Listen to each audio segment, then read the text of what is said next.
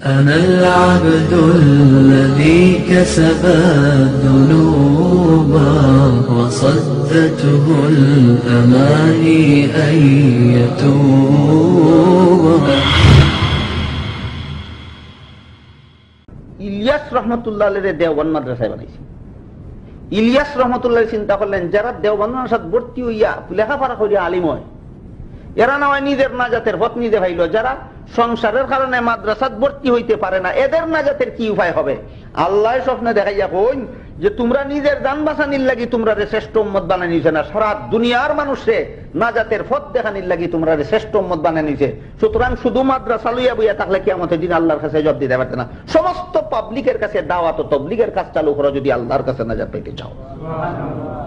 এই স্বপ্ন দেখিয়া তানি কাম চালু করছো। স্বপ্ন খেয়ে দেখাইলা তান দেয়া আল্লাহ।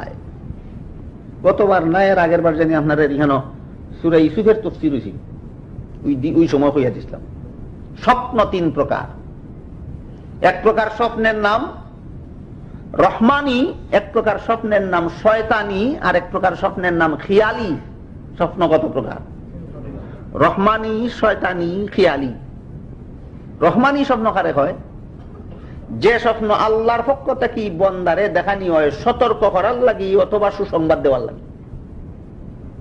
আল্লাহর পক্ষ থেকে বন্দারে দেখানি হয় সতর্ক করার লাগি অথবা সুসংবাদ দেওয়ার লাগি, এর নাম রহমানি স্বপ্ন। শয়তানি স্বপ্ন কারে হয়?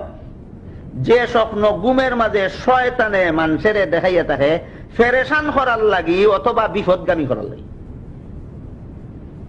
সে দেখায়, কেনে দেখায়? হয়তো ফেরেশান করতো আর নয় বিপদে নিত।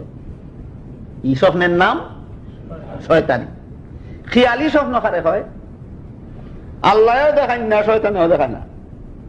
সারাদিন যে তালিয়া কল্পনা জল্পনা করে ঘুমের মাঝে অটোমেটিকই তুই দেখে, অথবা হে কল্পনা জল্পনা করে না, তার সমাজ যে সমস্ত কীর্তিকাণ্ড চলে ঘুমাইলি তুই দেখে। এটার নাম খিয়ালি। খেয়ালি স্বপ্নের কোন অ্যাকশন রিঅ্যাকশন নাই। শয়তানি স্বপ্নের রিঅ্যাকশন আছে, রহমানি স্বপ্নের অ্যাকশন আছে। এই কারণে মুফাসসিরিনে কেরামে লেখছেন, আমার দেখা স্বপ্নটা রহমানি না শয়তানি বুঝতাম কিভাবে? জবাব লেখছেন এই কথা, তোমার স্বপ্নের মর্মটা যদি ইসলামী শরীয়তের বিধান এর অনুকূলে হয়, শরীয়তের পক্ষে হয়, তোমার স্বপ্ন রহমানি। আর তোমার স্বপ্নের মর্মটা যদি শরীয়তের বিপক্ষে হয় সে স্বপ্নটা শয়তানি। আমার স্বপ্নের মর্ম যদি শরীয়তের পক্ষে হয় রহমানি, বিপক্ষে হইলে শয়তানি।